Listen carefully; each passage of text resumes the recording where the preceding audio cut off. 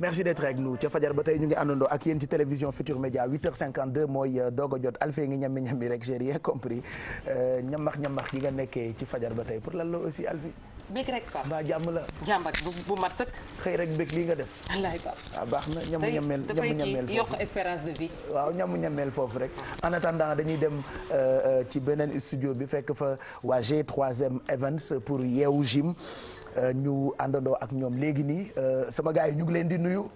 waaw ñu ngi lay siyaar. naka mu waaw sant yàlla bu baax. alors tey lan ngeen ñuy proposé.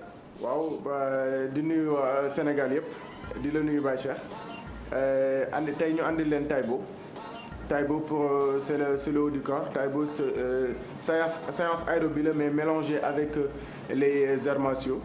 boo xoolee dafa xaw a nduroog arts martiaux mais en fait fitness la mais boo xam ne dañ ko mélangé ak aérobie ak arts martiaux yi quoi. voilà donc boo leen paree rek yéen ñi toog seen salon ngeen pousse fauteuil yeeg yooyu comme ni ko Alfie di waxee ñu dem. allez. balaa ñuy tàmbale dañuy échauffé dañuy def étirement ba pare. allez là dans cette position allez.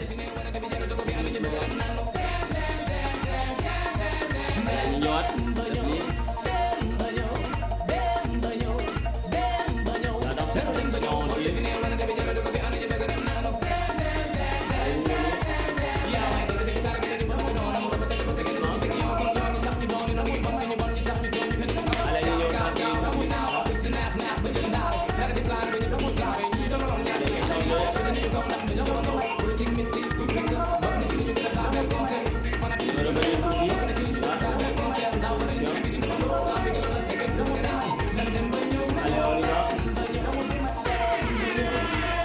Allez, on commence tout doucement. 3, 4, 5, 6, 7, 8. Allez, on se déplace. Encore. 10. Allez, on bouge un peu. On introduit les bras. Allez, on y va. Yes. Doucement. Tout doucement. Maintenant, on est comme les jambes. Là. Dans cette position. Allez, on y va. On se dit tout doucement. On fait des étirements. Allez. Encore. Allez, nous commençons à tirer là dans cette position. Là, encore. Allez, on fait des cercles. Cercle de encore. Allez. Tournez, dañuy def cercle, un cercle de complètement. Là. Hop, hop, hop, hop, hop, hop, hop, hop. Allez, on y va. Là dans cette position, on va changer. Là dans cette position. Hop. Encore. Encore. Encore. Acha. Oui. Allez, on revient. Tout doucement. Là, dans cette position, on va y aller tout doucement. Acha. 2, 3, 4. Michael commence à sentir les mollets. Et ça, c'est normal. Oui. 9, encore. Yes. 11, 10. Go.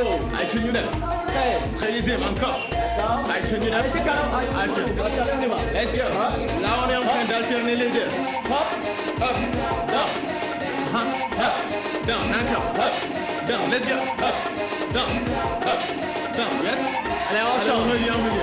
Dans cette position, on va y aller. Hop. Go. Yes. Go. Tout droit. Hop. Go. Allez, donnez des coups complètement. Des coups secs. Allez, on y va. 1.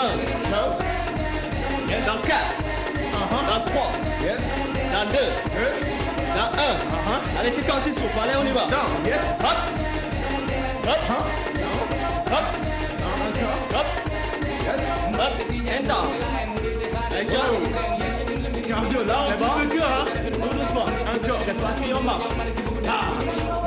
Ça, marcher sous ça. 10, 7, 8, 9, 10.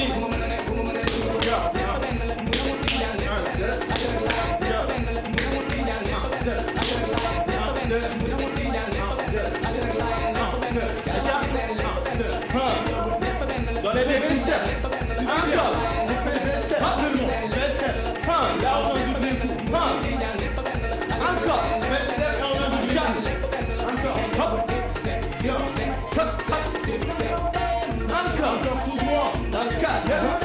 Dans 2. Encore. Allez, on revient. Tout doucement. Marche sur place. Toujours au même. C'est simple. Cœur. Genou, hein. Levez complètement le genou. Là, dans cette position. On va aller en fatigue. Kickboxing, gars. Dans 2. Encore. Dans 3. Yes. Dans 1. C'est parti. Hop. Hop. Hop. Hop. Tu as donné des coups de genoux accompagnés avec les bras. Hop. Encore. Hop. Dans 4. Dans 2. Dans 1. Allez, on va changer. Là, dans cette position. Ok. On va changer là. Ok. Là. Allez, on se prépare. Dans 2. Dans 1. C'est parti avec le coup de genou. Ha. Hop. Kickboxing. Go. Donnez le coup de genou d'abord. En préparage. Là, dans cette position, en bloquant les gars. Ha. Allez, on y va. Hop. Go. Hop. Go. Hop.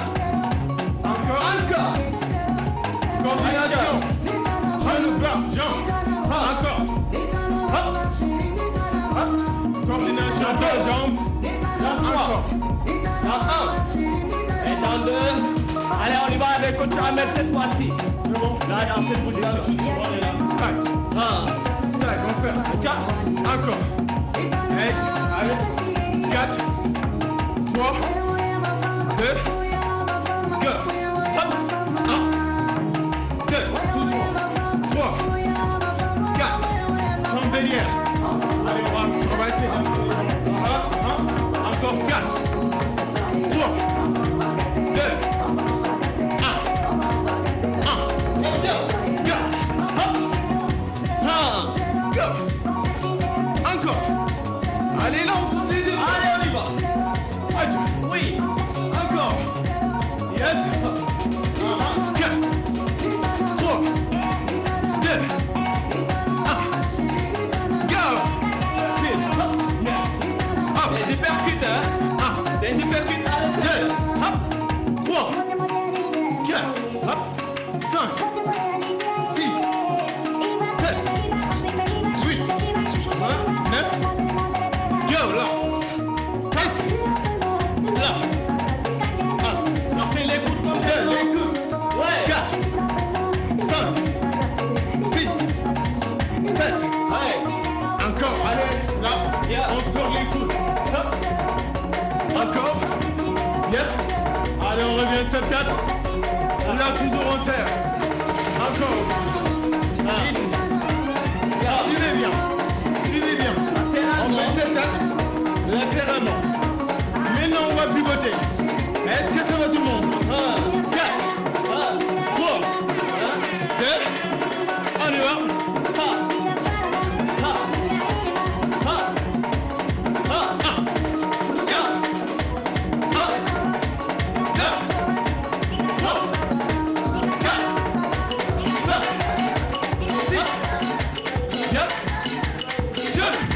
Encore. Go. Yes. C'est l'avant-dernier. Dernier. Et oui. Yes. On va changer. Est-ce que ça va tout le monde? On y va. Go. Yes. Encore. Là, on serre les abdos en même temps. Abdos engagés. Là, on est en train de travailler les abdos. Encore 4. Encore 3. On va pivoter 2. Go.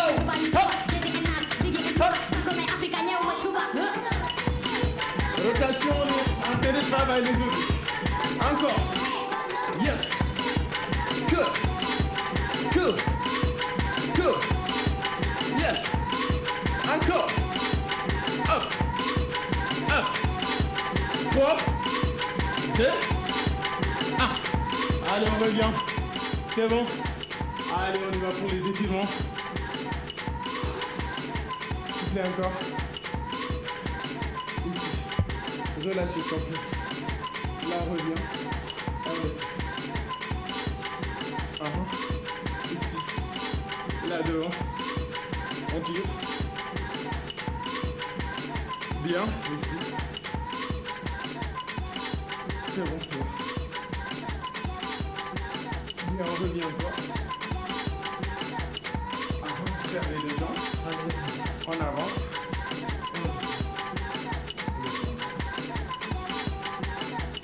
Bien, on change l'autre. Bien. Ici, devant.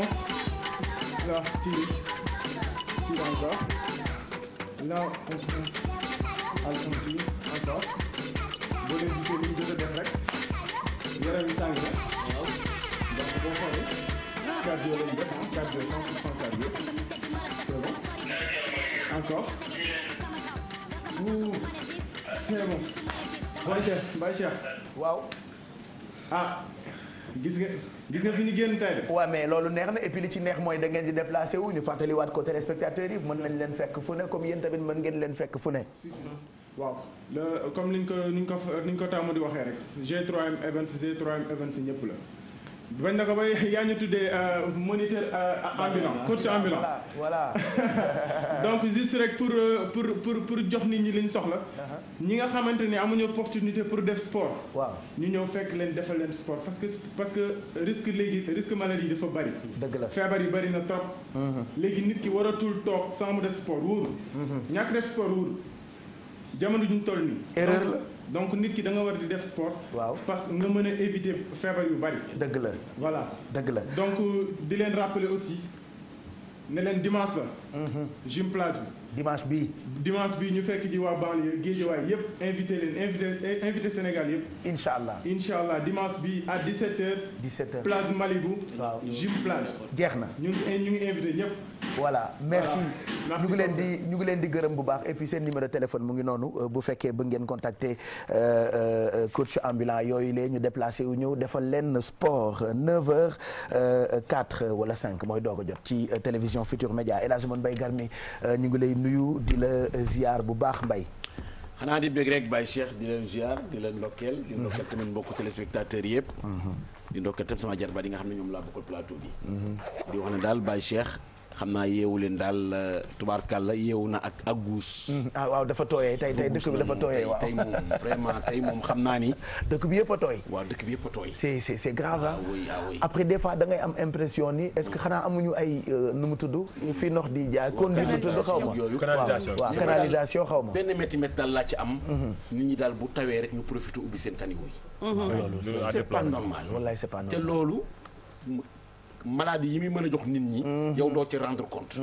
loolu daal dëgg-dëgg nit ñi war nañ ci bàyyi xel daal vraiment. mu taw rek nga ubbi sa kër muy xelal la di ful. te mën naa jóge fi dem ba yaamu su koro. wallaay wóorul ñaata nit nga mën a contaminer ci diggante boobu. dëgg la de ak xale yi ci fo et tout ça xale yeeg yooyu vraiment. alors que am na service defe naa buy def loolu. ONAS xaw ma ONAS mais loolu vraiment. ku jàpp ni sa fosse fees na. woo leen peut-être je sais pas. est-ce que ku leen woo ñu ñëw xam nga man moom dama yàgg bitim réew moo tax xamatuma seen dëkk bi. waaw dama yàgg Italie. en fait quand dama on yàgg les appelle Italie dina xaw a jël temps parfois. mais ils viennent pas immédiatement. non mais ils viennent quand même. da nga leen di fay. je sais pas est-ce que dañ leen di fay. jar na gëstu daal. waaw gëstu leen ci de. jar na gëstu comme dañu yàgg Italie aussi. waaw comme fii daal dañuy def utile ak agréable te loolu utile la. bàyyi man moom je sais qu'ils viennent boo leen woowee au bout de 2 à 3 jours soo leen woowee dinañ ñëw. ok mais est-ce que dañ leen di fay je sais pas. je sais juste que woowoon nañ leen suñu koñ pour ñu ñëw. donc man lay neex par exemple bu tawee ma ibbi sama fosse. waaw mais loolu dafay indi ay xuloo si koñ yi sax. dafay indi xuloo si koñ yi si parce que genre da ngay tijji. yàgg mu àll dem rek kër jàmbur. ak xet beeg yëpp wala ndox bi sa dugg kër jàmbur léegi kooku ne la yow yaa tijji sa bos da nga koy tëj xuloo bi jolli si koñ bi te jàmbur. mais dafa jaarul sax parce que xam nga. waaw loolu ak dëkkandoo la quand même. mi ngi ca montagne bi. waaw nga pant. yow yaa ngi ci pant bi. dëgg la de. moom yoonam newul ci moom dafa ubbi rek. wallaay daal di jubóog pant bi. ndoxam yëpp dem. du xam fan lay teere. bàyyi seex du wax. wallaahi démb ci ngoon démb ci ngoon rek damaa woyaani woon mais fi ma woyaani Sacré-Cœur bi ma lay woo noonu. waaw ci sama géer ga. mais da nga dem ba costé. donc laa woo ba ko demee costé ba doog maa woo. sama géer gi bitim réew la jógee ñoo ànd mu wàcc pour man dafa taw ndekete tawul c'est-à-dire fosse yi la ñuy ibbi muy Sacré-Cœur bi nii côté poste courant bi nekk ci Sacré-Cœur foofu yëpp tooy xeeb je pensais que dafa taw mais après je me suis rendu compte que tawul avant ñu may expliquer xetu fosse bi xaw na maa rey ci koñ boobu noonu après on m'a dit que dañuy ibbi foofu am na yoo xam ne dañ koy ibbi am na yoo xam ne quand même dafay toj ndox bi di génn waaw waa tàngooru fosse waaw ndax greffage yi ñu ciy def ak yaa ci jigéen ñi yow ñoom Aminata ko ji elfi ñi def ñu la dara yow ñi lan lañ la def elfi ñi nga koy ji alfi lum la def lu la Bijou Ndiaye def Aminata mi lum la def yow ñuy waxtaane force nga bëgg ko ji nii bul defati lool de tooñ nga leen de yéen ku bàyyi ku xar bi rek wala ku bàyyi buum bi rek man sax nag waaw yaa sàcc xar bi yaa ko sàcc man sax wax dëgg yàlla sax nag damaa tegul greffage sax nag li ma fi indi sama karaw la tey moom sa karaw non de tous les jours c'est mes cheveux donc je me sens pas concernée li ma doon nag samay karaw la sax bon d'accord loolu daal xëy na ñoom ñi yëngu ci wàllu assainissement ak environnement xëy na dinañ ci bàyyi xel parce que rafetul et puis c'est même pas bon pour wérgu yaramu nit ñi régiment Mbaye Garmi bu ca kanamee fàttaliku ni alxamis bu jot daañu ci àndandoo ak yow. waaw dinañu tàbbiwaat rek. ci bi nga xam ne nii moo nu rëccoon. ndax Baye Cheikh dafa am lu sëñ Cheikh Mbacke wax. lu mu wax dafa ne daal dëgg-dëgg lu ma néew ma ne lépp nar naa ko. waaye lu ma diggee rek lu ma nar la. dëgg la. te xam nga diggee ak say nawle. ne daal insha allahu taala dinaa génn kilifa gu mag. interview ba génn xam nga day metti. dëgg la boobu nag insha allah moom la ñuy dellu si rek.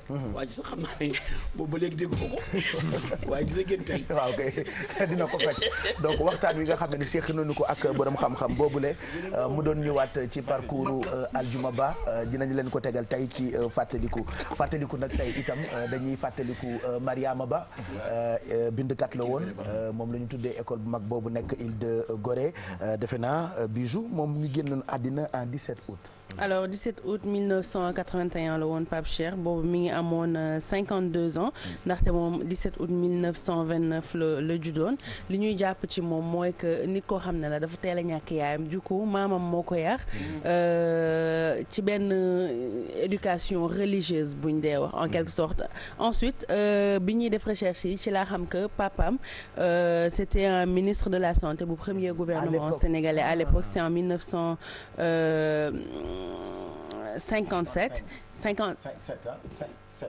57 c'est 57 laa gis sama note il faut que je vérifie moom école française la doon jàngee Mariama Ba par contre résultat mi moom moo doon marqué ñëpp parce que ay résultats yu baax la doon am c'est-à-dire que jàngkat la woon bi mu jógee foofu mu dem école normale bu Rufisque foofu la égalee jàngam génnee fa ak diplôme d'enseignement di jàngale nag 1947 ba 12 années yi si topp yëpp après mu demandé mutation inspection régionale pour des raisons de santé li ñu gën a remarqué ci moom mooy livre yi nga xamante ne bind na ko notamment une si longue lettre ak Chant écarlate nga xamante ne je pense que c'est des œuvres au programme yoo xam ne ñu ci bëri lire nañ ko moom nag malheureusement elle a été emportée par un cancer comme quoi feebar boobu feebar bu yàgg la nga xam ne peut-être période boobu nit yi xamaguñ ko woon bu baax peut-être doo ci woon def attention enfin prévention bi sax ba léegi xamaguñ ko mais traitement bi daf doon des ba léegi donc feebar boobu moo ko yóbbu mais dafa mel ni daal am na yenn bind boo ko bindee bàyyi ko fi même si tu es parti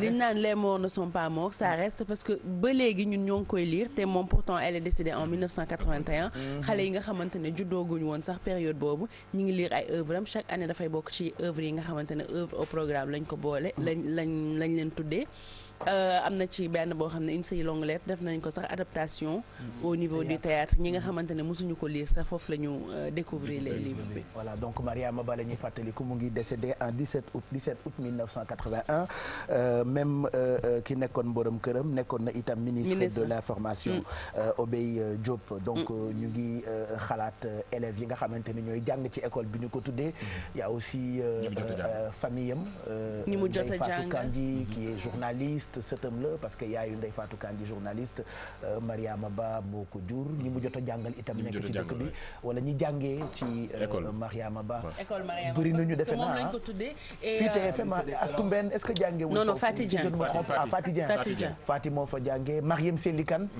Mariam Sélikane journaliste moom defe naa Mariama Ba la jàngee on peut en citer d'autres journalistes et les filles qui sont là-bas elles ont une très bonne formation parce que dañu strict en fait da ngay gis seen différence sax ba ci fu ñuy liggéeyee da ngay gis seen différence rigueur day am rigueur parce que déjà dañuy sélectionner les meilleurs du Sénégal ba pare je pense que ay premières du centre la ñuy dajale yóbbu ko foofu c'est bien ça ba pare dañu am rigueur ci seen jàng Fatou parfois su lay nettali ay 5-6 heures du matin nañ lay yee boo demee julli ji ba pare da ngay nekk di lire wala ngay def sa ay exercice ba 7 heures heure dem classe yi jot déjà loolu rek boo ko tàmmee dafay nekk formation bu baax ci yow ci man kaw bi nga xamante ni musuma lire ay tuuti laa jàpp ci j'adore quoi te tàmmuma lire te defoon na beneen essai aussi Pape Cheikh tuddee ko fonction politique des littératures africaines aussi fii mooy man musuma fi dugg il faut que ma dem visiter fii après dañuy def ay test boo fay wax fi ba ñu recruter la bu fa jàngee yan nañ ma recruter en tout cas c'est une école de référence école de référence la gisoo d'ailleurs seen résultat yi da koy confirmer ci que ça soit mu nekk concours général wala yeneen concours yi nga xamante ni toujours Mariama Ba bien placé en général ñoom ñuy jël record yi en tout cas école bu référence la voilà man Pape Cheikh li ma ci gënoon neex ci ay œuvre mooy tout le temps day dénoncer conditions de la femme ci société africaine bi nga xamante ne parfois am na ñoo xamante ne dañuy nekk ay femmes exploitées wala ay femmes yoo xamante ne soumission bi daf leen di sonnal ak yooyu yëpp problème yi nga xamante ne population africaine bi moom la ñuy vivre moom la doon jël mettre ko en avant pour peut-être apporter si une solution mu ngoog donc tey dañuy fàttaliku ki nga xamante ni mooy Mariama Ba écrivaine def fi ay œuvres yu bëri te Sénégal du ko fàtte une si longue lettre defe naa ba léegi lettre boobu ñu ngi koy lire Aïssatou j'ai reçu ton mot en guise de réponse j'ouvre ce cahier point d'appui dans mon désarroi notre longue pratique nous a enseigné que la confidence noie la douleur n'est-ce pas je pense que c'est le seul livre que j'ai lu dans ma vie donc moo tax tey ñu koy fàttaliku Alfie qu'est-ce que tu nous prépares bu ca kanamee des nouilles sautées aux crevettes. Tu vas sauter des nouilles. On va sauter les nouilles, Pape Cheikh. Vas-y. Oui, avec les bourses Sophia ci kanam lay nekk ginnaaw bi ma leen nuyoo nuyu ñi ci plateau bi nuyu ñi nga xamante ni nag ñooy seetaan yeewu leen waxuma nag tëddi leen yeewu leen laa wax. waaw tëddi leen wéet na wéet koo xamante ni foofu amul ay affaire yu ñuy sàq. ay tëdd yéen nag yi yeewu parce que di jël note nag nuyu yaa ngi ndox bi baax na. maa ngi ko ciy def su ma ñëwee dinaa leen expliquer lu tax ma réhydrater nouilles yi. parce que xam nga nouilles yi soja lañ ko defaree dafa wow. donc ndox bi baax na dama ko siy dugal bu ñu ñëwaatee ci kanam. fekk nag ñëpp toog Pape ma expliquer leen naka laa def pour mën a am nouilles sautées aux crevettes yi ngeen fas yéene proposer. d'accord ce sera pour tout à l'heure en attendant ñu jàll ci défi 10 ak Aminata comme chaque jeudi Aminata ñu ngi lay nuyu alors tey ki ñuy dem seeti mu ngi tudd Babacar Gning mu ngi tudd Babacar Gning yore Def Média. waaw Babacar Gning un jeune sénégalais jóge Sénégal entre 2010 et 2011 Pape Cheikh tukki woon doon def rek un voyage de transit parce que dafa fas yéene woon egg Tanger dem jël gaal yi. bi mu eggee nag ba ci tefes bi am na lu mu jànkonteel donc moom il a accepté de partager son aventure ak ñun et surtout aussi pour conscientiser jeunes yi nga xam ne toujours seen xel Barzak def si nekk Pape Cheikh. ñu xool ko.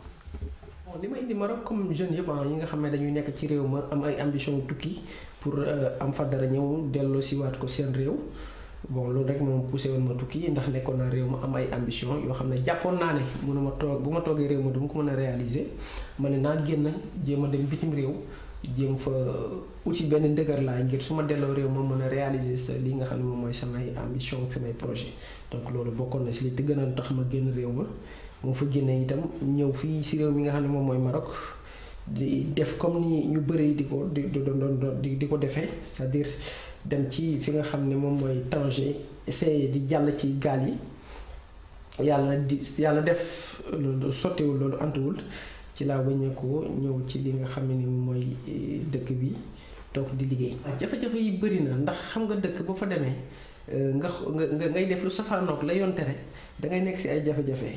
ndax bi ñu fi ñëwee maa ngi fàttali ko en 2012 dañu ñëw jubali woon Tanger bëggoon percer dem Espagne donc boo waxee xam nga boo waxee réew mu mel ni man rek nga bëgg nga wax immigration clandestine rek jafe-jafe day daal di taxaw ndax fa ñuy jaar pour dem Espagne dañ koy tere déjà donc ñun ci loolu lañ nekkoon di door dax ak policiers yi di jàppal bàyyi ak yenn naar yi ndax jamono boobu 2012 fekk lu woon naar yi accepté wu ñu woon à 100% en fait comme léegi donc si jafe-jafe rek lañ doon nekk bu ñu génnee si biti ñun ak naar yi bu ñu duggee ci àll bi ñun ak policiers yi donc ñu nekkoon ci loolu mu nekkoon ay jafe-jafe yu métti yu tara ñun ñuy génn di dem di immigré yi si yeneen réew yi loolu la ñu war a saytuwaat c'est-à-dire immigré yi lu koy waral souvent mooy comme di ñu arrivé ñun da ngay nekk sa biir réew am say projet am nga bëgg réaliser mais da ngay gis ne yow day tagga témbe am mbir yi du jàppandi loolu mooy gën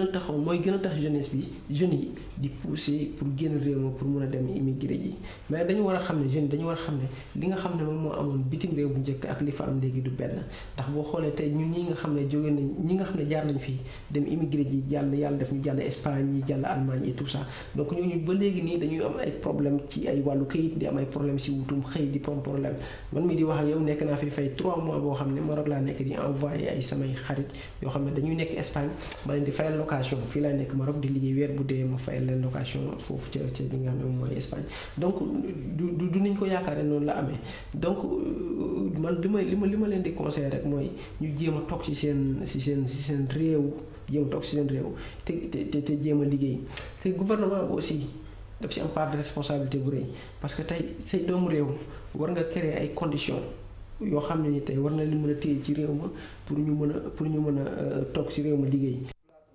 voilà moom nag exemple parmi tant d'autres ñu fekkoon ko Maroc muy Dóor waar góorgóorlu ba fexe ba ñu respecté ko par rapport ak entreprise am foofu. dëgg la Pape Cheikh soo gisee bi muy jóge fii li ko taxoon a dem ak bi mu demee li mu fekki ak li mu fa jot créer mooy wane rek lépp xëyul sotti et que des fois aussi da ngay jànkonteel ak ay surprise ndax bi muy dem jóge fii dafa doon bëgg dem Maroc dem Tanger dugg ci gaal gi dem ndax contact yooyu la amoon mais bi mu demee nee na pour dugg ci gaal gi malheureusement bi mu waroon dugg dafa fees donc il est retourné à Casa mais nee na bi mu jàllee ci àll bi da ngay gis ne naar yi dañ lay sonal boo ñëwee ci dëkk bi tamit wala nga bëgg jàll ci géej gi da ngay gis ne takk der yi daf lay sonal donc dans tous les cas avant ngay egg fi nga jëm Espagne wala feneen sa bakkan mën na cee rot donc comme que jotul dem mu ne boog xaaral mu toog bi mu dellu see Casa nag ci la am idée créer entreprise am parce que nee na li mu doon bañ Sénégal dafa ne woon bu jógee Sénégal de beneen dëkk tamit du ko nangu li mu doon bañ liggéey fii nii bu demee feneen tamit moom du ko nangu donc mu ne xaar mu créer entreprise am Pape Cheikh ba léegi boo demee Maroc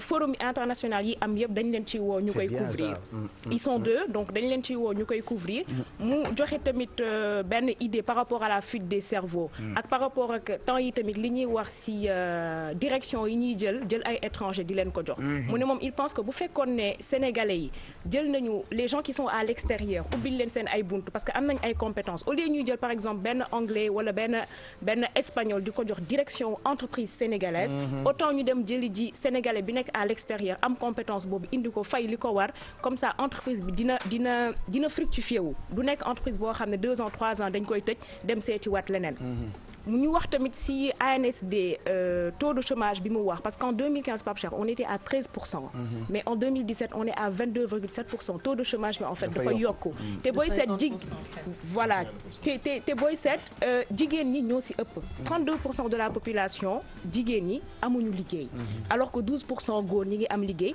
et aussi monde rural bi chômage bi bëriwu fa donc Dakar ci le taux de chômage bi ëppee lu tax parce que on n'accepte pas de décentraliser nanguwuñu jël entreprise yi yóbbu leen peut-être ci région yi pour que jeunes yi mën a toog foofu mën a liggéey ça aussi c'est une idée de telle sorte que boo jëlee benn jeune bu nekk à l'extérieur bu compétent nga ñëw jox ko benn entreprise mu jël aussi les jeunes qui sont au niveau du monde rural jël leen Pape Cheikh je pense que dëkk bi dina féex mais aussi taux de chômage bi dina wàññeeku parce que 13% c'était bien pour un pays qui n'est pas très développé mais bu ñu demee ba egg 22,7% Pape Cheikh ça pose problème tout en sachant que bëri na ay agences yu fi nekk d'investissement donc à la fin on se demande le problème il est où exactement heureusement comme moom am na ay xale yu am jom nangu liggéey et puis ñu ngi jéem di góorgóorlu di dóor waar donc ñu ngi koy féliciter et puis c'est un bel exemple pour sénégalais yu bëri yoo xamante ni bëgg nañu dem terewuñu kenn dem nag ku mën a dem pour xool demal mais boo demee na nga fexe ba yu baax yi nga bokk ko ak sa dëkk et je pense que c'est ce qu'ils ont fait donc agence bu nekk Maroc voilà et Pape Cheikh li Sénégal yi là-bas léegi nangootuñu sax centre d'appel dañuy créer seen ay entreprise di liggéeyal seen bopp quoi am na solo merci beaucoup Aminata loolu mooy défi 10 replay bi mën ngeen ko am ci YouTube bi /TFM dañuy dem seet itam beneen jeune mais kii ci wàllu tàggat yaram la mu ngi tudd Boy Bawol médaillé d'or la ci Jeux olympiques yi Jeux de la francophonie yi passé ca Côte d'Ivoire la xewee woon alors moom lañ leen di présenter tey. effectivement Pape Cheikh ginnaaw moom la nuyu téléspectateurs yi ci kaw comme ni nga ko waxee ñi nga xamante ni médaille bari nañu médaille d'or yi ëpp yi ñu am ci Jeux de la francophonie ci wàllu lutte la. bari na ci ñi ngi toll 10 médailles d'or yoo xam ni Sénégal am na ko fa kenn ci ñoom nag dañ ko tànn waxtaan ak moom expliquer ñu jaar-jaaram surtout lan mooy ambition ñi nga xamante ni mooy ci bëre bi mu nekk bëre bu làmb ji nga xamante ni passion la ci moom mën nañ ko seetaan ak Boy Faye mën nañ ko seetaan te ñëwaat ci lépp.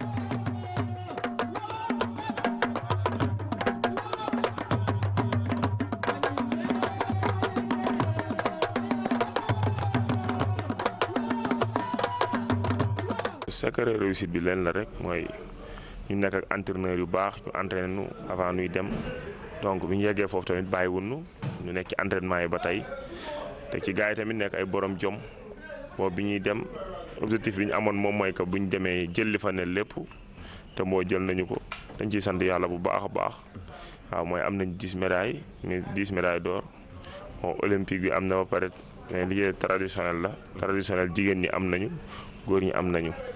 waaw dañ ko jël ay individuel di ko jël ko ay équipe di ci sant bu baax a baax nag di wax carrément ne lépp dañ koy delloowaat sénégalais yi rek parce que ñoom lañ demoon xeexali ka mooy bu ñu yeggee dañuy wone jom ji gaynde am loolu la ñuy wone xam ne dañu war a jël liñ fa teg lépp indi ko ci kàttanu Seydina Mohamed parce que gëm-gëm la rek ak ñaan la ak entraînement moo fa yóbbu ni te def nañu ko daal te damay wax état bi nañu dimbali làmb bu baax a baax nañu dimbali làmb soutenir ko ba làmb bu mu suux benn tamit ñu jàppale leen bu baax a baax a baax a baax parce que ñu làmb la ñu am bàyyi nañu lépp ngir làmb te benn instant war nañ ci dimbali bu baax a baax daal parce que lii tamit yombul mooy tamit génn xeexali suñu réew li mu laaj lépp def nañu ko porte drapeau réew mi te tamit bëgg suñu réew tamit dañu bëgg suñu réew moo tax bu ñu yeggee dañuy jaral lu nekk ci àdduna waaw ka ndam li ñu indi ko ñu xam ne Sénégal am na ndam daal ci kanamu ñooñu ñëpp. waaw ñun suñu avenir lenn la mooy que man maa ngi bëri dóor def naa 11 combat bëri dóor ba pare ñoo ngi ci lutte traditionnelle ba pare ñu ngi def tamit olympique ñu ngi def lutte yooyu yëpp kon ñun làmb mooy suñu métier mooy li ñuy ñaan rek moom mooy doon roi des arènes mooy li ma dig sama ay supporters waaw dig ko waa ginnaaw raay gi ma juddoo waa Pikine ginnaaw raay laa juddoo ak waa Fatick suma waa dëkk waa Saloum yëpp waa Parcelles gi nga xam ne Indacar fa la suma yaay nekk léegi fa laa jógee waaw li ñu leen dig daal mooy roi des arènes.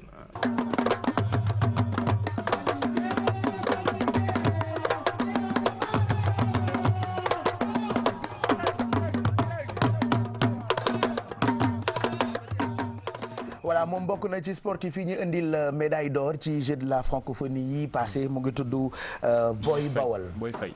Boy Faye ah. Boy Faye d'accord. effectivement bokk nañ ñi nga xamante ni ñooñu fi indil ay raaya waaye wax na ko li nga xamante ni mooy passion ak ambition am nee na objectif am mooy roi des arènes.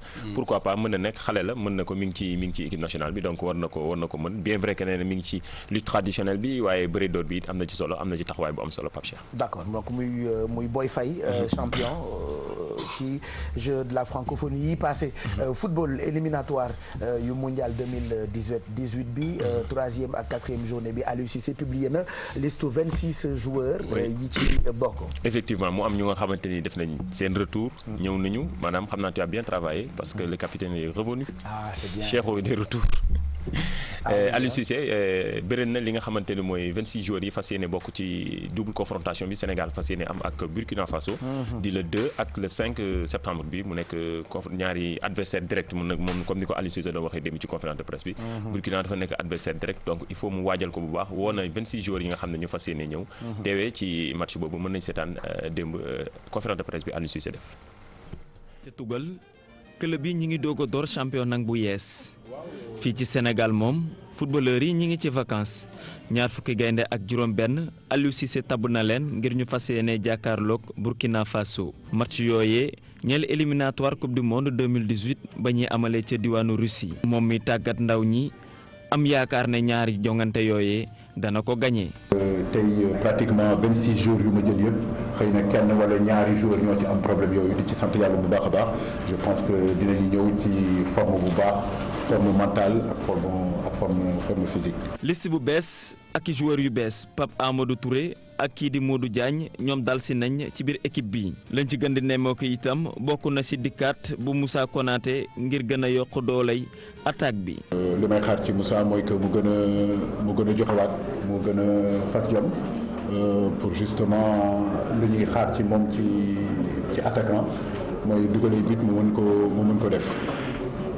Modou Diagne mu nekk xale boo xam ne jeune footballeur la mi ngi Nancy mais xale boo xam ne tam xale bu xarañ la gis nañ ko ak équipe olympique yi. Amadou Touré moom ku bees la moom tamit nga xam ne fii joué na ci championnat bi fii moom Oroya la nekk fële Guinée moo ko Khadim Ndiaye ñooy joué ma gis ni que lu muy def ak clubam tamit lu intéressant la.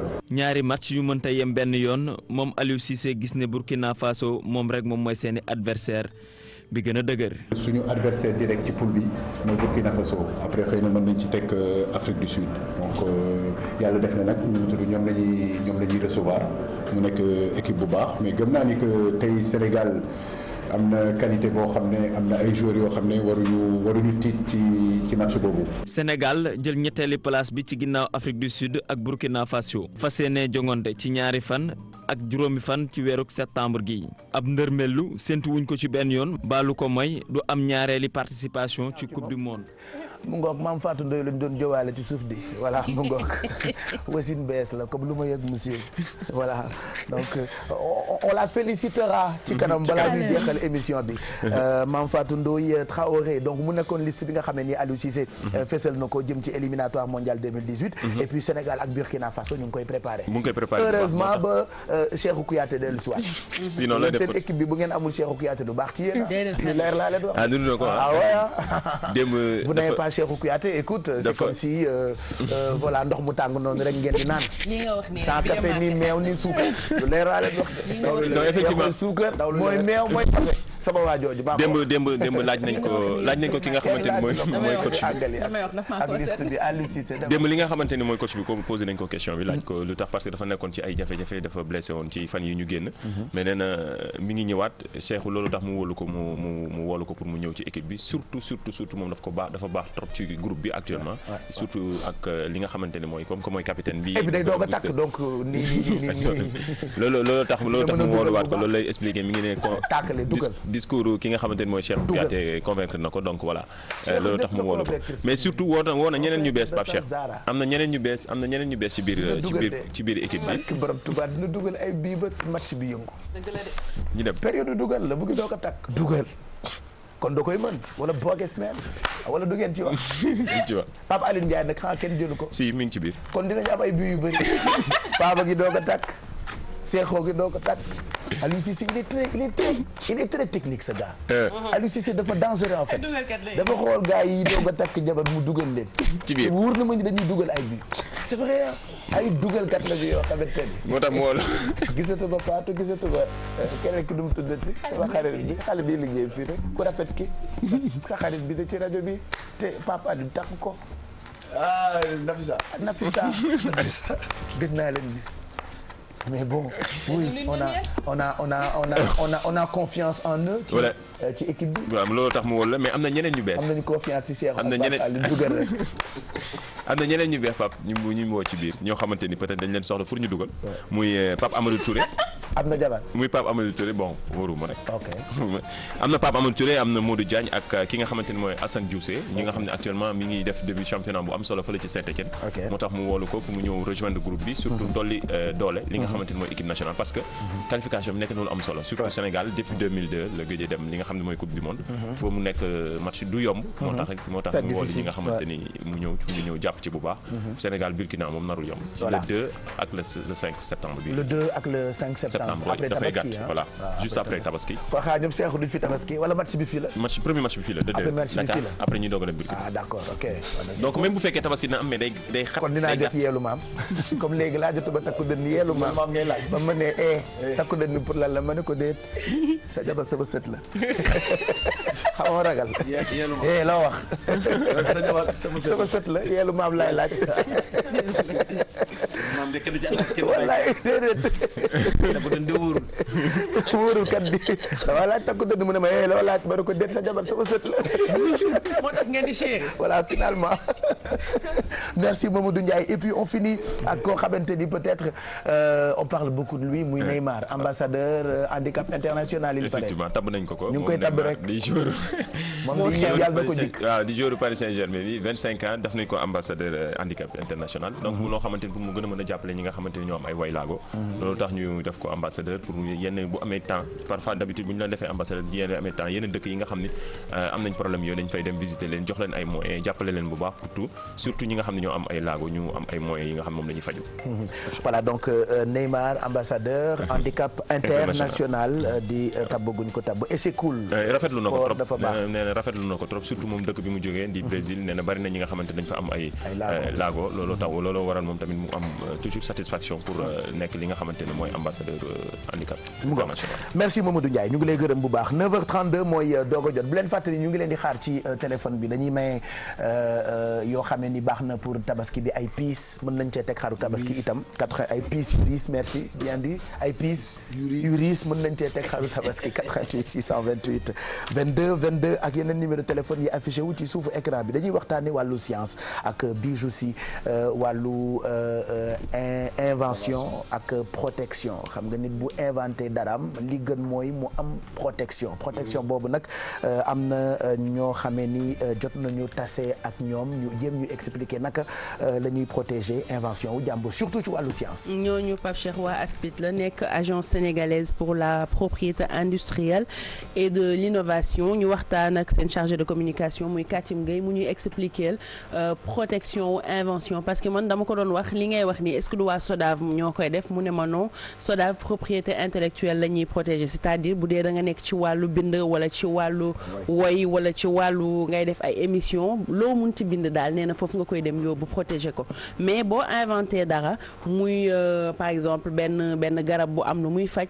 ay machines yoo xamante ne war nañ ko mën a utiliser ci wàllu science wala nga inventé sax sa marque boo xamante ne marque yére la ASPIT nga war a dem pour protéger ko donc waxtaan nañoo ñoom de manière générale ci protection wu li nga xamante ne mooy propriété industrielle ak de l'innovation mais surtout côté science bi pour xool naka la ñuy protéger invention ak aussi yan projet lañ am pour scientifique yi nga xam ne ñoo nekk Sénégal. seen liggéey mën naa ko féetale ci benn pàcc bi nga xam ne nii bokk na ci propriété intellectuelle ndax propriété intellectuelle ñaari pàcc la benn bi mooy propriété industrielle bi nga xam ne nii ñun ASPIT ñoo ko yore beneen bi di propriété littéraire et artistique bi nga xam ne BSDA l'actuel SODAV moo ko yore donc propriété industrielle bi ñu yore nag dafa jëm ci lépp loo xam ne nii dafa jëm ci droit de protection industrielle bi nga xam ne nii askanu Sénégal ñoo ci nekk war cee liggéey que ce soit mu jëm ci wàllu invention nit am xalaatam war ko inventé bu ñëwee prototype bi mu inventé protection bi fii la koy defee ci ASPIT que ce soit mu jëm ci wàllu marque nga am sa tour wala sa benn design boo xam ne nii dafa am logo nga war ko protéger sous forme de marque ASPIT ngay ñëw defee ko fi am na aussi lu ñu tuddee DMI c'est dessin et modèle industriel pour un tout petit ba ni ñu ko mën a waxee moo jëm ci aspect ornemental d'un objet industriel boo xam ne nii nit ki daf ko defar lu ci mel ni benn bouteille design am ak forme am dañ ko war a protéger mën na nekk lu nekk nag mën na nekk lu nekk loolu DMI lañ koy wax dessin et modèle industriel mais aussi am na lu ñu tuddee non commercial nga génn sa turu entreprise nom bi fii lañ koy protéger am na sax ba li nga xam ne moom lañ tuddee les indications géographiques c'est vrai que Sénégal amaguñ ci benn objet buñ ci protégé wala benn produit waaye déclenché nañ processus bi ba ñu ngi ci góorgóorlu ba nga xam ne ni balaa yàgg les produits de terroir là yi nga xam ne ni day am ci gox yi mën naa la ci jox exemple miel de la Casamance mën naa la ci jox exemple fromage de Kër Moussa mën naa la ci jox Symbium de Joal Fadiouth Symbium mooy yéet ci wolof seen sémiam dafa am spécificité dafa am qualité produit bu mu mën a doon te mu am qualité te mu méngoog connaissance terroir d'une géographie d'une zone donnée ñooñu mën nañu protéger seen produit boobu sous forme d'indication géographique même si le Sénégal n'a pas encore vraiment eu de produit dans ce sens mais déclenché nañu processus bi te askan wi ñu ngi ciy tàmbalee yeewu. côté scientifique bi xam naa ne pàcc la sax ci invention bi parce que les chercheurs les scientifiques les autodidactes mën nañu doon lu ci nekk aspect mi ngi ciy def góorgóorlu bu am solo ndax ñi ngi xamal nit ñi ne leen structure bi déjà existé na. te yàgg na sax ñu ngi ciy def communication yu am solo kenn ku ci nekk bu fekkente ne am nga loo xam ne ni xalaat la ba xelli ñun ñi ngi fi pour gunge la jàppale la financer la. ku ci bëgg a bénéficier wu dans un premier temps da ngay ñëw jege ASPIT boo ñëwee on a des cadres des spécialistes dans le domaine ñoom ñooy ñëw day fekk nag nga defar sa projet bu ko defee ñun dañ koy étudier parce que y a des spécialistes du domaine yoo xam ne ni ñoom ñooy ñëw xool ko càmbar ko. bu méngoog li nga xam ne ni mooy politique bi jëm ci propriété industrielle ñun dañuy ñëw gunge la boole la ci subvention yi ba nga xam ne ni tey li nga xam ne doonoon na problème ci yow day mujj doon sax mën naa ne réalité ndax dañ la ciy gunge ba mu réaliser woo te bu réaliser woo duñ ci noppi chaque fois dañ lay gën di jàppale ba nga xam ne ni yeneen xeetu xel yeeg xalaat yi nga am dañ la ciy orienté ba nga xam ne ni tey boo génnee produit bi rek askan wi yëpp dañ koy bëgg ndax aussi c'est pas inventer pour inventer c'est pas avoir un projet pour avoir un projet day doon projet boo xam ne day méngoog la politique nationale. voilà moom mu ngi tudd Katim Gueye lii mu wax nii moo tax yeewu leen am na solo c'est-à-dire xamuñu woon sax ni déjà. am na lu ñu teg pour nga mën a protéger sa œuvre sa dessin tout est lépp lu artistique wala lépp luy xalaat. donc tout est organisé.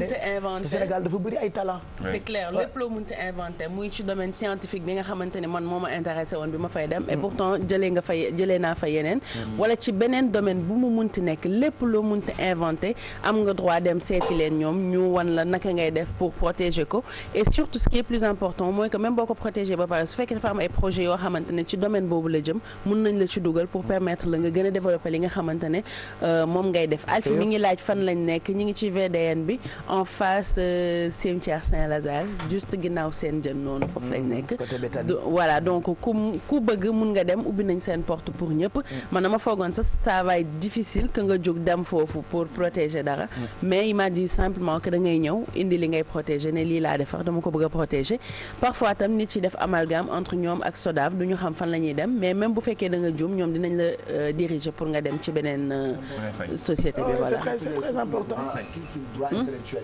ñoom fi ñu nekkee mooy aspect industriel bi tant que nit ñi bàyyi ko xel parce que ni gis kenn ku def benn inventé dara kenn ko am xaalis jóge fële ñëw copier ko yóbbu ko jël projet bi en fait réaliser ko et ki koy njëkk a protéger moo ko moom il faut que nit ñi xam am xel loo créé bu amee ku la ko njëkk a protéger koo ko moom et mieux encore sax xam nga xel moom moo tax droit d'auteur mënul protéger xel kenn du ko protéger yenn saa yi itam nit yi juum ndax xel kenn moomu ko yenn saa yi nga toog ci télé bi par exemple gis benn affaire foog ni yow li nga xalaat la ñu sàcc fekk xel kenn moomu ko ni ngay toogee di xalaat dara mën na ko toogee xalaat dara yenn saa yi xalaati méngoo ba nga foog ni sa yëf la ñu sàcc. exactement et surtout boo commencé di si waxtaan ak nit bi da ngay wax moom mu eggali parce que vous avez pensé à la même chose au même moment. donc autant protéger sa idée sa œuvre.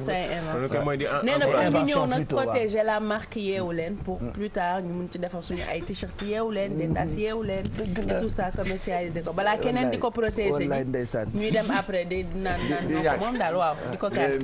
télé bi protéger ko ba pare. télé bi war na ko protéger parce que y a le copyright. donc yooyu ay droit la yoo xamante ne c'est réservé. boo ko jëlee it. Pape Cheikh xam nga li may wax da ci wax ba ñu protéger marque bi Exidex Exidex bi la ñuy protéger. voilà waxtaan bi nga xam ne séq nañ ko ak Katim mën ngeen ko amaat ci YouTube bi ñu ngi koy gërëm bu baax ci disponibilité merci en tout cas Bijou si 9h40 mooy doog a jot laataa ñuy jàll ci fàttaliku geeg El Hadj Mbaye Garmi xam nga nag ñu ngi toll ci aji Makka ñu bëri dem nañu am na ñoo xam ni ba tey ñu ngi jël avion yi dem dëkk boobu nag El Hadj Mbaye Garmi sa dëkk la délégation bu télévision Futur Média bërki démb la ñu fi waree am na ñu nekk Médine keroog ba ñuy dem dëgg-dëgg yaramu ñëpp daw loolu mën nañu ko wan téléspectateurs yi laata ñuy dem Médine.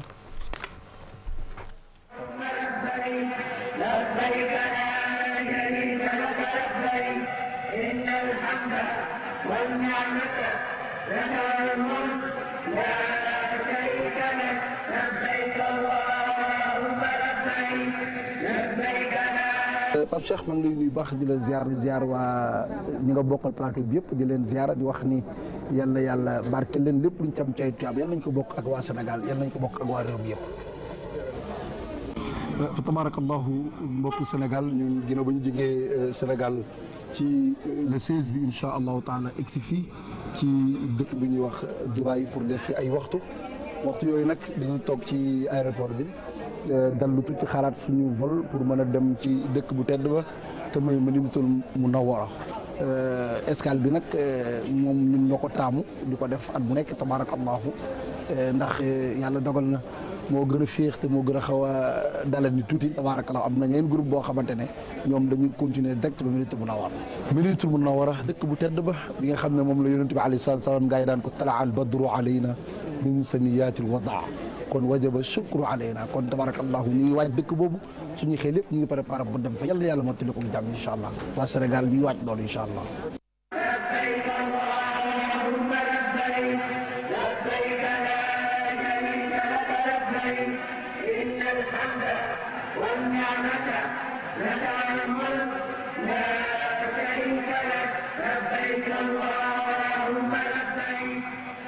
voilà donc équipe bu télévision Futur Média ak yeneen i ujaaj bi ñu jógee fii aéroport Dakar Yoff waaw Léopold Sédar Senghor wàcc dëkk bu ñu naan Dubaï doon waaj a jëlaat avion bi pour yegg fi nga xam ne nii mooy Médine ci lañ leen filmer noonu wane ko léegi nii comme quoi Makka ñi demul bëgg na noo dem ñi fa yàgg a dem ni El Hadj Mbaye Garmi at mu jot lu mu métti métti ñu bëgg a dem day waaw Baye Cheikh boo xoolee sax sunu yaay yooyu nga xam ne ak seen âge bi nu am su Makka jotee moom seen xol foofu rek lay nekk wallaahi moo tax dëgg ñaan yàlla sàmm leen ñu dem ci jàmm ñëw ci jàmm waaye daal ponk boobu daal ponk xol la ci xol fi mu féete ci xol dafa sori su jotee moo tax dem rek ngay bëgg wallaahi moo tax daal yal na yàlla teg daal ci yoonu jàmm mën nañoo dem itam dëkk bu ñu naan Médine fekk fa équipe yi ñu fa teewal oustaz Assane Seck ak yeneen kilifa yi nekk fii ci télévision Futur Média Assane ñu ngi lay nuyu yow itam tey woo nga dëkk bu ñu naan Médine mu ngi noonu macha allah gis nga bu baax yi nga xamante ne moom leen wan la yonent bi sallallahu alayhi wa sallam fi mu taxawoon daan jiite gis nga nañ koy nettoyé ak nit ñi xër bi ñu ci xër fa tabarakallahu buntu bi ñuy génnee rek moom moo di buntu baabul baqi nga xam ne boo fi jéegee rek da ngay dem fa ñu suul saxaaba yi wala si ëpp si ñoom fa tabarakallahu ak ñenn si njabootu Seydina Muhammad sallallahu alayhi wa sallam kon pap mu ngi noonu incha allah dañ leen jox dig daje rek incha allah subhanahu wa taala semaine prochaine nga fekk ne dem Makkatal Mukarrama si kantanu yàlla ak mbaaxam mu nekkoon oustaz Assane Seck fii si Madinatul Munawwara pour télévision Futur Média wasalaamu aleykum wa rahmatullahi taala wa barakatuh voilà li ko dalee tey nag daañu ko def appel vidéo de temps en temps ci yeewu leen bi oustaz Assane Seck ak équipe yu télévision Futur Média ñu nga foofu ca Makka diggante Makka ak Médine lépp loo xam ne ni tukkee na ci aji Makka ak ren gi daañu ko bokk ak yéen ci télévision Futur Média surtout yeewu leen bi li El Hadj wax sànq ci suba dañuy def li ñu tuddee utile ak agréable donc Makka daal dëkk la boo xamante ni ñu ngi ci ndokkeel El Hadj nabiyen yu mag yëpp waaw nabiyen yi nag Baye Cheikh xam nga ne tubaarkàlla xol yëpp nga màkk xam naa ndeysaan oustaz nag na yem nag waaw ku war a régler la moom waaw dafa war a régler de te moytu naar yi waaw naar amul caaxaan mën nga dóor Sénégal waaye dóor naar moom naar amul caaxaan wóorul naar yi dañoo ñàkk caaxaan donc Assane Seck yaboo rek nga def ndànk ndax naar amul caaxaan en tout cas ñoom ñëpp ñu ngi leen di ndokkeel tonton Mac wala El Hadj tonton Mac ak ki nga xam ne ni mooy Adjaratou Ngoné Ngom ak yeneen ujaaj yu jógee fii ci groupe Futur Média 9h45 laataa ñuy ànd ak Alfie ak Beurre Sofia ak lim ñuy toggal dañuy jàll ci fàttaliku gi ak El Hadj Mbaye Garmi tey nag dañuy delluwaat ci parcours góor yàlla bi la nga xamee ni keroog jot nañoo waxtaan tuuti ci moom ba wane ay photom waaye tey dañoo séq waxtaan ak koo xamee ni miin na lool parcours bi. waaw miin na ko ndax moo dëkk Guet Ardo. nekk tamit koo xam ne ki lay ku mbokk la doom la ci Cheikh Adjouma Ba.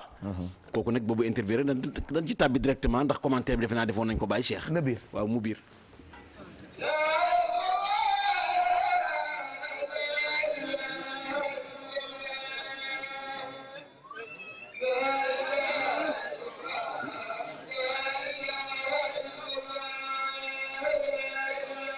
El Hadj Cheikh Aljuma Ba mooy jëmm ju mag ju tedd jooj nga xam ne mu ngi ganee àdduna ca Guet Ardo atum 1862 génn àdduna 37 ans 1946 ca Guet Ardo ci li ñu mag ñi jox ci ndigal ak ci kaddu moom waajuram bu góor mu ngi tudd Ahmadou Ismaïla Ba yaayam tudd Soxna Kumba Jaari Guet Ardo mu ngi nekk fanweeri kilomètre ak ñett ci yoonu Touba boo jógee Louga ci département wu Louga moom El Hadj Cheikh Aljuma Ba nag cheikh na Cheikh Saad bu moo ko cheikhal dañoo tase ñaari yoon ci ñaari yoor ñaareelu yoor ba ca muy aljuma mu cheikhal ko ca Ndar ba mu ko cheikhalee nag daal di ko jox ndigal nay joxe ceex ba pare na toog ca Guet Ardo ndax moom moo ko teggil dem Nimzaat ba kon cheikh na Cheikh Saad bu ne ko nag man dinaa ñëw Guet Ardo cheikh na Cheikh Saad bu ñëw ñaari yoon Guet Ardo ñëw fa 1904 ñëw fa 1911 ba loolu amee nag El Hadj Cheikh Aljuma Ba di nit yàlla bu mag a mag di borom xam-xam bu mag a mag lu jiitu ñu koy seexal fekk na mu samp daara fekk itam mu jàngoon ba am ay taalibe yoo xam ne toppoon nañ ko topp ci ginnaawam ñooñu di ay góoru yàlla yu mag a mag mu am ci ñoo xam ne it moom ci jëmmi boppam moo leen seexal te ñam seexal bokk na ci ay doomam yi nga xam ne nekkoon nañ ay xalifaam ki jiitu di Cheikh Mouhamad Fadal mu tuddee ko baayu Cheikh na Cheikh Saad bu muy Cheikh Mouhamad Fadal wul maamin moom doomam noonu la tuddoon Cheikh Mouhamad Fadal Ba mu njëkk nekk xalifam diggante 1946 bi fi El Hadj Cheikh Aljuma jógee ba 1960 bokk na ci ñi nga xam ne ay doomam lañ mu seexal leen itam El Hadj Cheikh Sidi Ousmane Ba moom mi nga xam ne itam moom njabootu Cheikh na Cheikh Saad bu lañ ko tuddee ndax noonu la tudd bokk na ci itam El Hadj Cheikh Tali Bouya Ba moom it moo nekkoon 3e xalif El Hadj Cheikh Aljuma ak ki nga xam ne mooy Cheikh Saadi bu di doomam itam di doom El Hadj Cheikh Aljuma Ba mu tuddee ko Cheikh Saad bu mii di sëriñam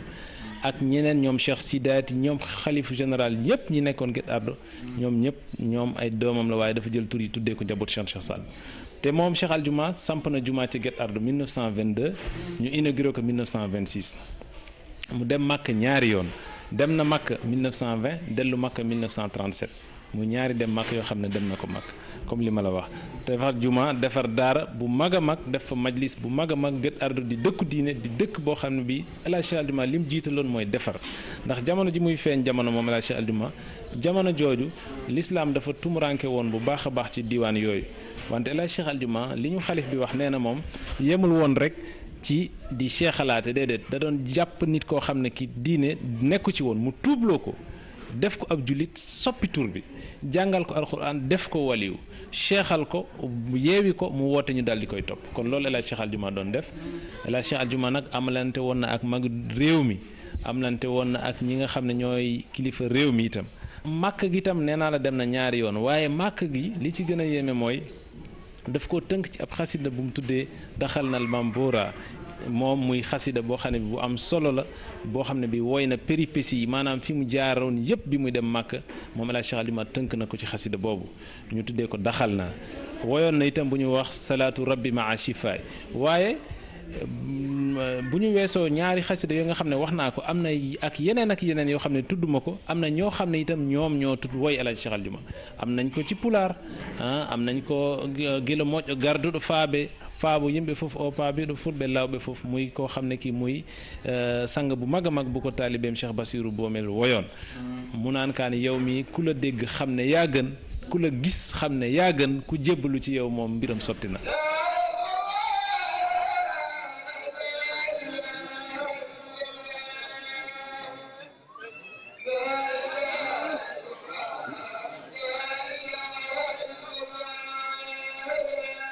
mbokk yi mu ngoog tey nag dañoo delluwaatoon dëkk bu ñu naan Guet Ardo waxtaanee kilifa gu mag googu la nga xamee ni waxatuma njabootam waaye njabootu Cheikh na Cheikh Saad bu yëpp wa xayartu bu ñu ko gisee ak nataal bi ñoom ñëpp bég nañu muy ki nga xamee ni mooy Cheikh Aljuma Ba. waaw Baye Cheikh dañu bari ay góor yàlla yoo xam ne yi ñu ngi ci réew mi. te ku ci nekk war nañ la jox sa cër. tey nag nu génnoon nag cëru Cheikh Aljuma. fundeel ko ba mu leer ci ñëpp. ma cee ndokkeel nag bu baax Samba Jobbe Ka.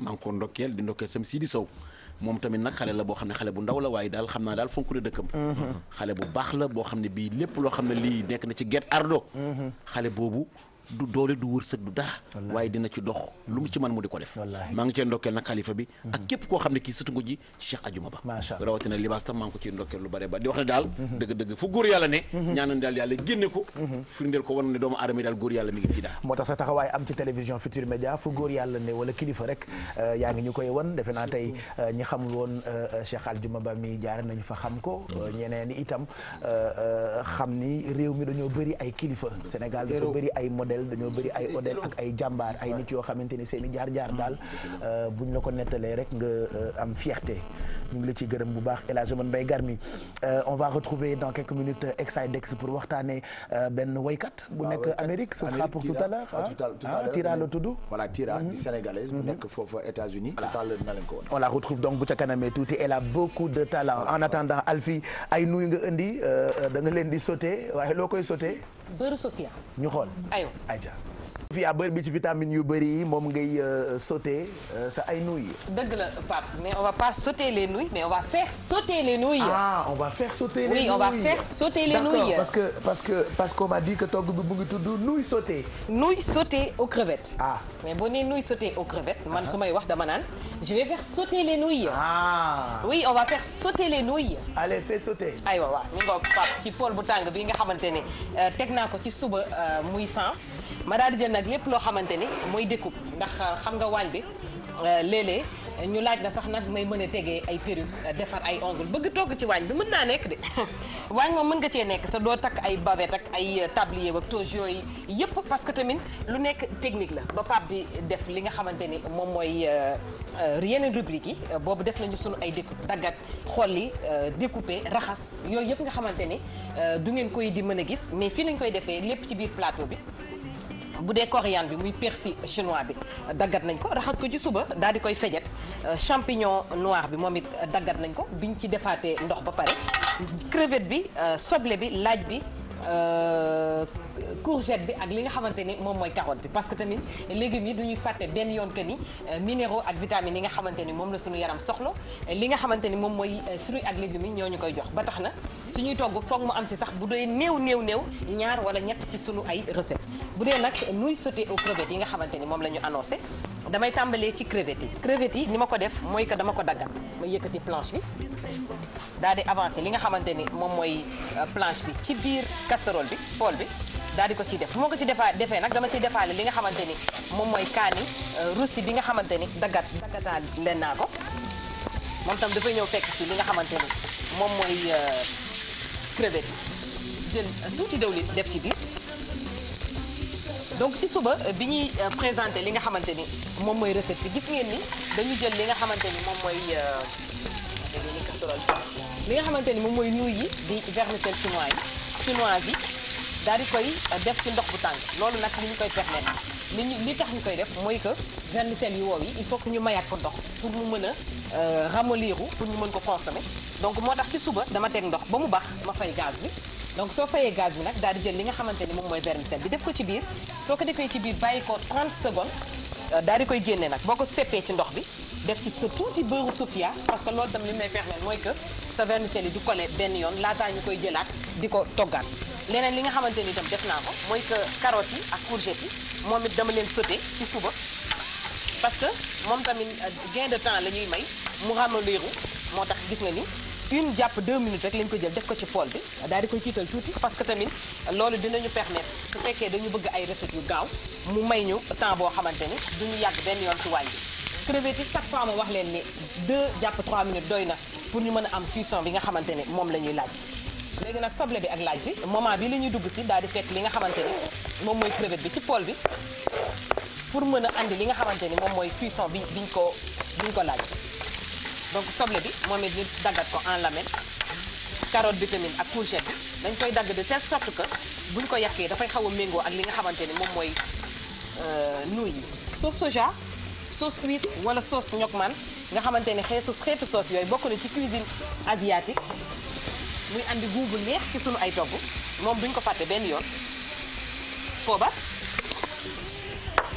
donc dañuy ñëw yëpp def ci biir bu ko defee ñu bàyyi ko nii mu doore dafa nekk ay recettes yoo xamante ni nag mën nga bàyyi ba àllaaji bi wàcc ba moment bi nga xamante ne ma ngay dem di sangu ji wala ma ngay seetaan match nga daal di defar li mooy sa ay nuy parce que du jël benn temps pour mën ko defar champignon bi ñëw fekk ci biir donc wax naa ko léegi crevettes yi ñoo njëkkee 2 jàpp 3 minutes biñ ci noppee ñu def laaj ak soble léegi gis ngeen ni sànni naa ci champignon bi légumes yi nga xamante ni moom laa sauté woon léegi donc ñoom dañuy ñëw dem ci biir muy courgette ak carotte yoo xamante ni dañ leen découper en lamelles donc mu ñëw fekk ci li nga xamante ni moom mooy pool bi ak yeneen ingrédients yi nga xamante ni lim nañ ko léegi xorom duma ko fàtte benn yoon bi ñuy defar li nga xamante ni moom mooy vermicelle chinoise bi xorom nañu bi ñuy togg carotte bi ak courgette bi xorom nañu parce que ay ñam yu lewet moom ak tooye bi dafay xaw a bizarre daal moo tax ay limon ak ay daqaar heure bi dafay génn parce que tooye bi moo koy laaj donc tontogaan bi gis nga nii moment bi nga xamante ne légumes yëpp ñor na parce que gis nga nii ñu ko defee c'est benn cuisine la bu rapide boo xamante ni mën nga ko defar sa kër donc dañuy tooyal tuuti li ñuy permettre ndox bi mooy que dañuy am benn jus boo xamante ne suñu defee suñu ay nouilles moom moo koy naan nga xamante ni vermicelle yi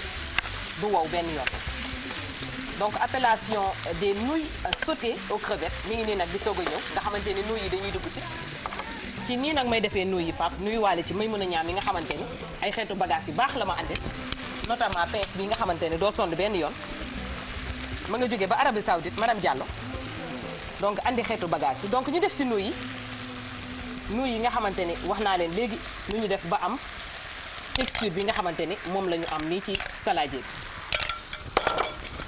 donc nag dañuy yëngal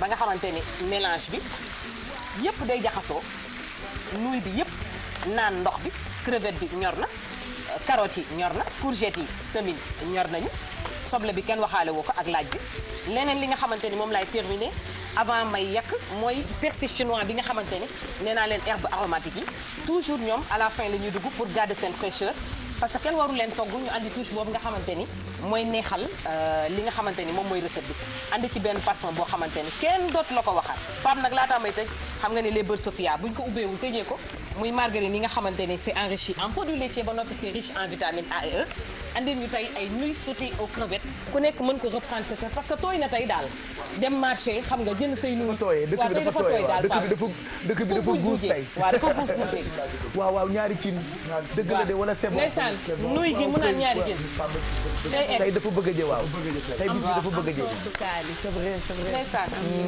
nga taxamtiku oh la la la la la waaw la forok limon waa tey dafa lingomee waaw dafa def ñaari sauce bu ñor beeg bu ñu mariné rek noonu sandi ci crevette wallaay yàlla na xel de 10 heures pile mooy doo ko jot bisu may ni suñu jàmm bàyyi ko foofu rek ñu ngi leen di xaar ci téléphone bi très rapidement ñu jël peut-être benn téléspectateur bu fekkee mën na ne laataa ñuy tàggoo ñu yebbi ay pis sur is moom la Exidex wax sànq lii nag yóbbante la bu jógee poste cash moo bëgg a bégal téléspectateurs yi bis bu jot mën nañu maye xaru tabaski mën nañu maye tamit bazin wala brodé wala wax tànn sa bu la neex la comme ça ngeen mën a xottilu ci tabaski bi nga xam ne ni ci la ñu jëm en attendant Exidex da nga ñuy présenter benn waykat boo xamante ni sénégalaise la mais mu ngi évoluer bu baax ci dëkk bu ñu naan Amérique la nekk Pape Cheikh bañ na ba artistes yu bëri bu ñu demee foofu moom mooy def seen première partie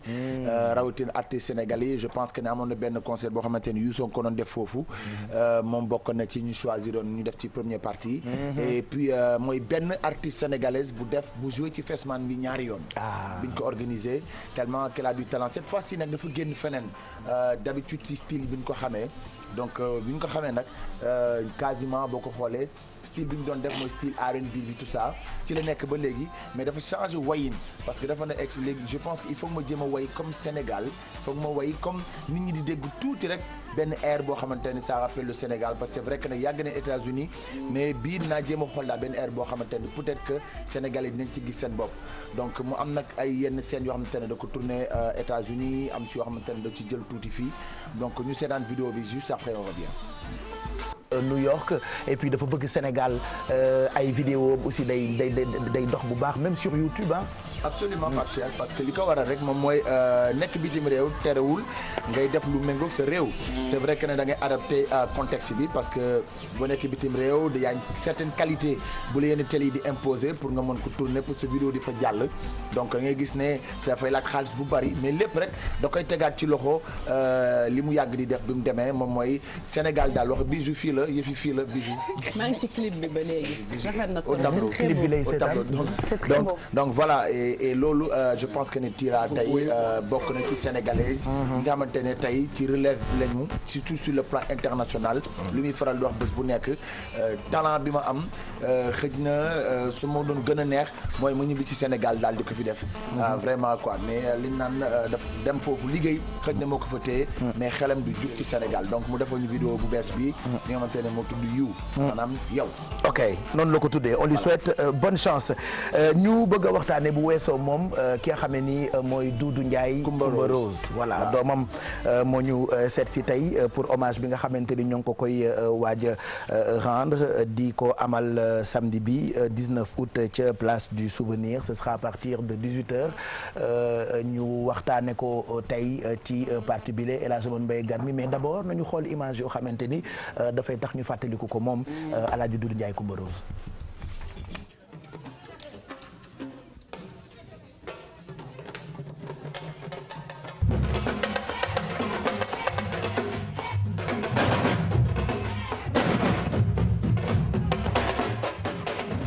El Hadj Mbaye Garmi El Hadj Doudou Ndiaye Coumba Rose mu ngoog ñu koy hommagel incha allah samedi bi mën nañoo wax ci moom fii ba suba.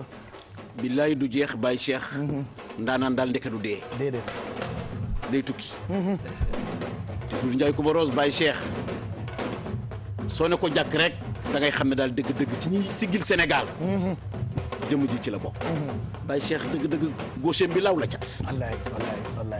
parce que xam nga nit ñi mën ngaa jàng. wér ko ci ay diplôme ba mën a teral tey di Wadane Ndiaye Rose ñu ngi lay nuyu defe naa waxtaanee relève bu El Hadj Doudou Ndiaye Coumba Rose dina am solo waaye hommage la ñu koy defal samedi bi incha allah ca place du souvenir naka la programme boobu nar a tëddee incha allah Wadane. asalaamaaleykum maa ngi nuyu Sénégal gépp maa ngi nuyu adduna bépp di sant yàlla bu baax a baax di jullu ci Seydina Mouhamed di sant samay ñaari waajur Adja Kiné Lam ak Doudou Ndiaye Coumba Rose di wax ne jërëjëfe sëñ Bamba jërëjëfati sëñ Bamba waaw ñu ngi jëm ci bis bu am solo Pape Cheikh Diallo ndax Doudou Ndiaye Coumba Rose yaakaar naa buñ koy waxtaanee fii la ñuy fanaan waaye nag mooy waaja ayay ndax samedi le 19 août à la place du souvenir ci lay am 2 ans ci biir suuf man Serigne Wadane mu El Hadj Doudou Ndiaye Coumba Rose yàlla dogal na maa ko njëkk a rendre hommage ci plan culturellement ci ay doomam en Italie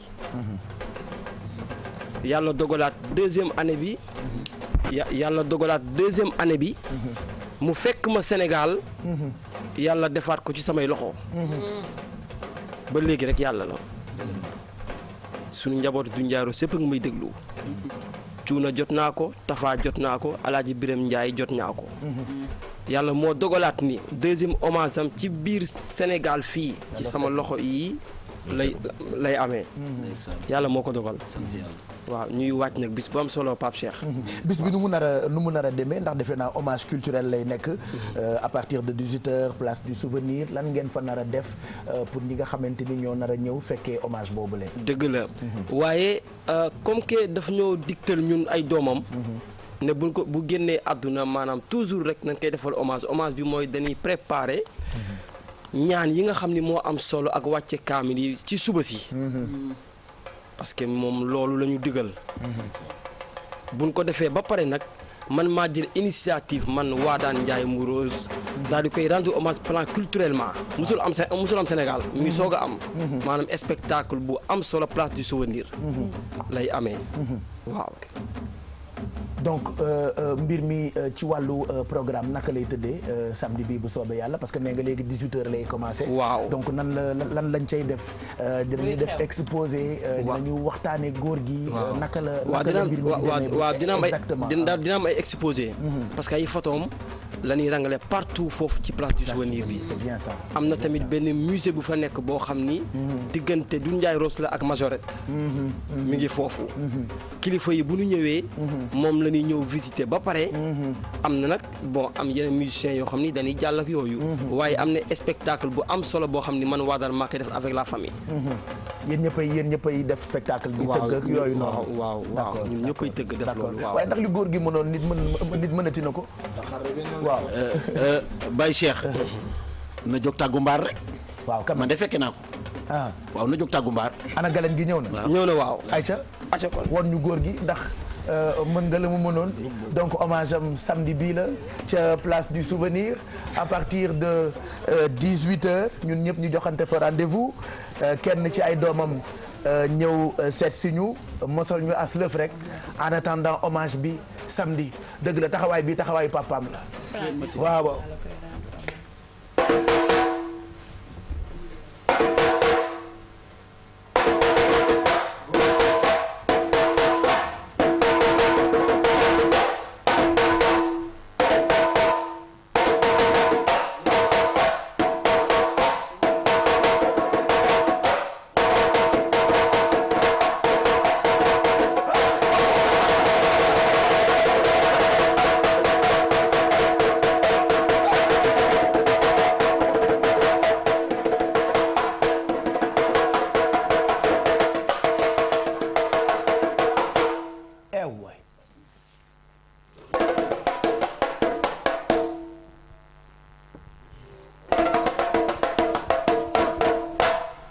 mooy ba samedi ngeen xam ni lépp dëgg la place du souvenir lay xewe waxal jëlal micro moom tambour major la de waaw mani waaw dafa am bàkk bu ma ubbee muy dernier message yu nga xam ni sam papa moom la doon ubbee fu mu toll laataa muy dem dama tari xullu walaaw axat ñetti yoon ci cool mi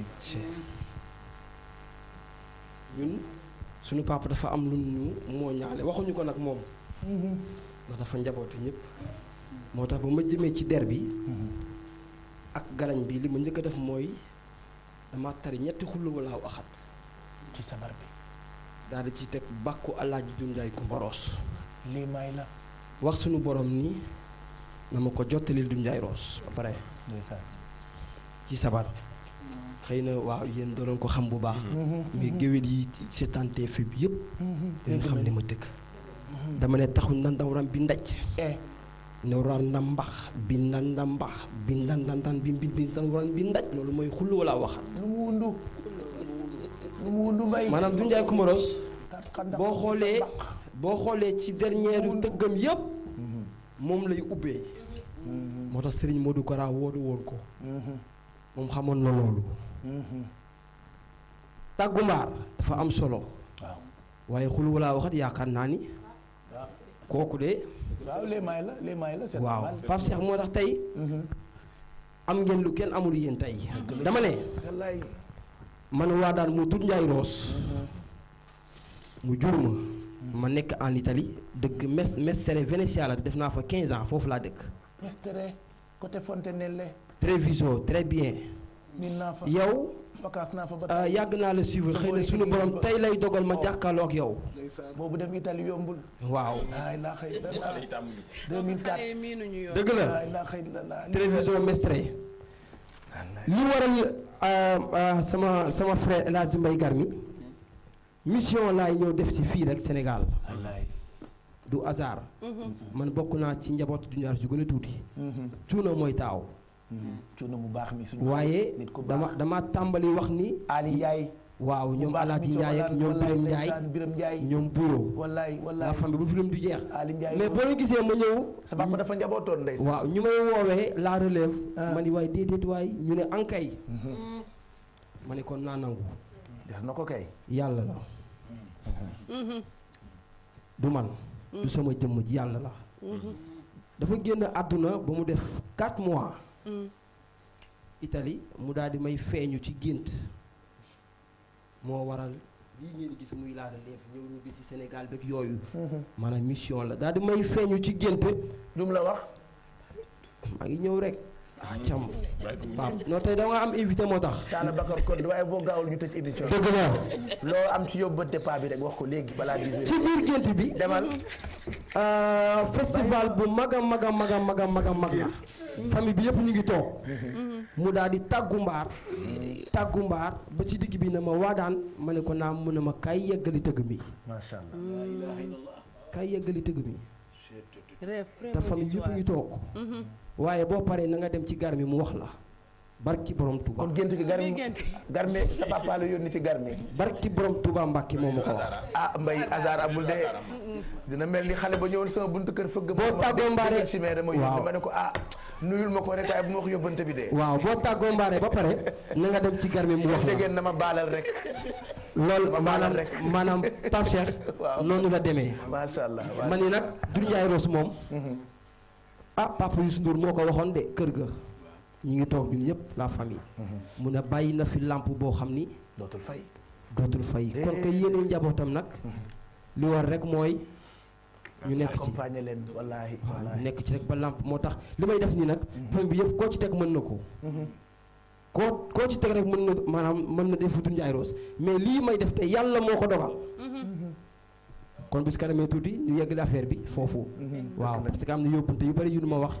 ci place ban koy defee. waaw. waaye yóbbante yi kay wax ci ci place bañ koy defee. place bañ koy defee mooy ba ñu ñëwee di ci waxtaan ak borom place ba. ki ni dénk place du souvenir. muy madame Ba. Adja Sy. mu ne ma waa daan boo leen ko defuloon sax ñun place bi ñu rendre ko hommage. dëgg la wax na dëgg. Doudou Ndiaye Coumba Rose patrimoine la. dëgg la. yow boo ñëwuloon wax loolu ñun place bi dinañ ko rendre hommage. dëgg la daal di jël nag lépp lu ci waroon. moom Adja Sy Ba. daal di koy def jox ma place bi. jikkoom la. loo nee ma waa daal loo fi bëgg rek. Doudou Ndiaye Rose ëpp na ko. jàppale ma ci façon bu ne. bu ne moom Adja Sy Ba. jikkoom la. nee na ma loo soxla rek waxal ñu def.